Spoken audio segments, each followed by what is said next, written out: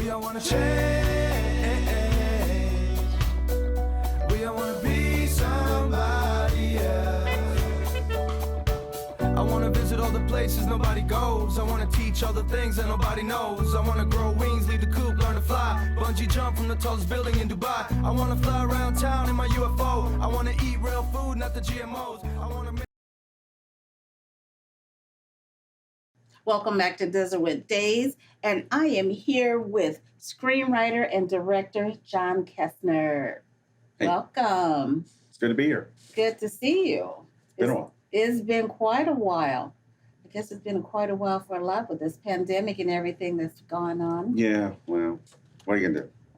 Stay home and be Stay safe. home. You know, I was reading over your bio, and you have an amazing bio. I do? Yes, you do. I'll have to take a look at it. Yes, you should. Get to know it. Yeah, I want to start here. You came to Arizona from Ohio yeah. for a job at a nuclear plant, except for research. Well, I didn't come here for that. I just came here because I could. Oh, And then I fell into that. I wanted to write, uh-huh. but, college dropout, early 20s, you're like, I need to eat and do stuff. Right. Makes sense. So I was looking around for a job, and I thought, security, you just kind of are there. Okay. So I could write and things like that. And I saw that the nuclear plant was hiring, and I thought, what goes on in one of those? Let's find out. And I've been there for, So what were you researching at that time? I just thought it would be a cool setting for a story that no one else could get insight to. Because I looked around at what had been done about nuclear plants, and it's like, you could, it's nothing like the reality of it. It's just some ridiculous high tech and crazy stuff. Right. No one really thinks it's a utility. It's not a, Yeah. it's not 2001: A Space Odyssey with red lights and eyeballs and stuff. So we don't on the outside world, I'm going to say, we don't sit and think, what's inside the nuclear plant? Which we probably should. Yeah, well, it's more and less interesting than you think. So when you did your research, did you write anything about it? Did you get anything? Yeah, I did, and it was I did write a script. It was the first one that made it into a contest a long time ago, and Sean Penn was looking at it to do it. So but I haven't. I went on to write more stuff, other things. Well, I've seen that. You later published a couple of novels. Yes. Vegas Working Girl and Yesterday's Rules. Yes. Tell us about these two novels and where that inspiration came from. Oh, it's just personal stories. Just personal and developing them into a narrative, for a novel. They were published by a small publishing house out of Las Vegas. Oh, okay. I thought I would increase my chances of getting a novel published if I went with a publisher in the city where it's set. Sure, that makes perfect sense. And makes perfect. So, I've known you to be very interesting and very knowledgeable of the film industry here in Arizona. And well, you know what? That's how I've noticed you. How have you used this to bring about change in the Arizona film industry? well, the thing is, it's such it's kind of chaotic because in the local film world, which such that it is, you can it's anyone can decide who they are in it. They don't become something. They just say, I'm going to be this, and I'm going to be this. Or I am this. I am this. And so I just, the local scene is just kind of, to me, chaotic and really hasn't lived up to its potential. Because you have, people who come in and they want to be something and they probably shouldn't be. I mean, one of the things I always say is, the person who writes the check for the project probably shouldn't be the one to write the script. Right. But it's their movie, it's their idea, and they want it this way. So there's so many things that are done here that no one ever will see, that never get finished. That's true.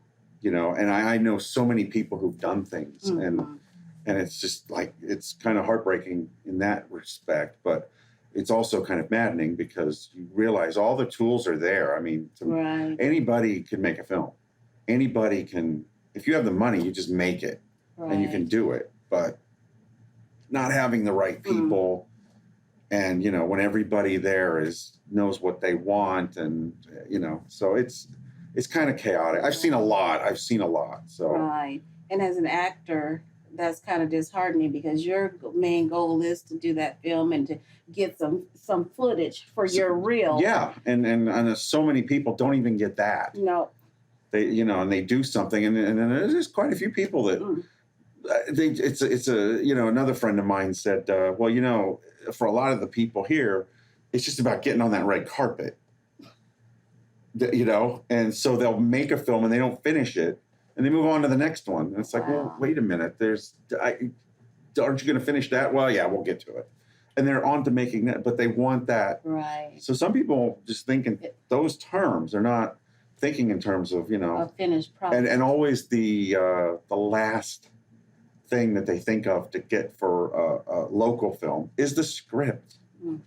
Because they say, well, I want to make this and I have this much money to do it, and we'll get this guy to be the DP, and then I know these actors and they're really good, and then they all get everything assembled, and they go, oh, what's it going to be about?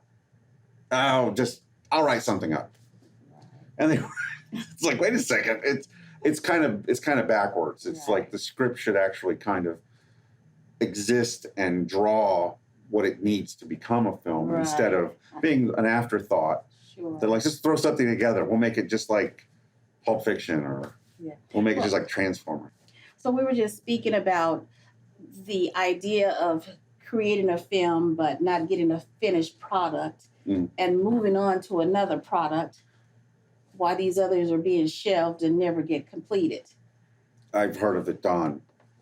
To me, it sounds insane. You've spent money to do this, but I've seen it and heard of it here locally. And you have a whole team that's being credited on this film has worked on it, and they're waiting for their credit, their footage, and it never happens. I know things that have been done 10 years ago, and they're not done, and everyone's moved on to something else. So it's like, wait, and it's like, well, problem with sound. Right. I think we've all had that experience. I remember the first film I worked with, and actually one of my guests from another episode, that's where we met each other. And that part was like 11 years ago, and I've still never seen it. I still haven't seen anything. Yeah. So I get what you're saying. But it's not, but I mean, it's not Hollywood. It's not, a studio or, a real company. So it's individuals, and they come into this and want to do it. And so they just want the glam of it. And not all of them, but I mean, enough of them to where... Not everyone, because we have a lot of talented creatives here in Arizona that's really working hard to get products out there. But there's probably a select few that don't realize how much is entailed in producing a film. Well, they don't have the money. They don't have the money. But the ones that have the money to get the stuff out there really don't have the strong ideas or the strong project, or I just see the elements there that something great could come out of this town, and I'm not seeing it for a variety of reasons. Are you working on any new projects? Well, I try to get a short going in the spring, because in the summertime it's just too hot to do anything. Right. But because of the nature of the film, it's very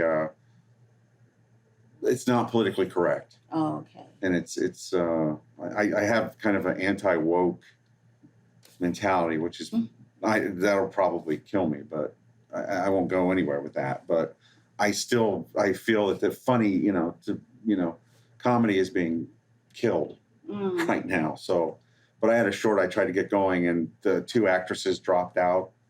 The DP dropped out. Really? Yeah. So, but the script has won, it's in like 11 festivals. It won half a dozen awards. Congratulations on that. If you can't get it made, there's just trophies sitting on a shelf. But, it's gratifying to have that. Yes, but it is. At the same time, it's like I can't get a group of people together that want to do it. And I understand, because it is a controversial subject, and it will provoke people. Well, hopefully you will get that group of people to get it together, and we'll see it. Yeah. Where can we find you, John? I'm on Facebook under my name, and then I'm on Instagram. Not as much, but I can be found there too. Okay. Thank you for joining us, Mr. John Kestner. Well, thank you. Thank you for joining us today, and hopefully we'll catch you next time on Desertwood Days.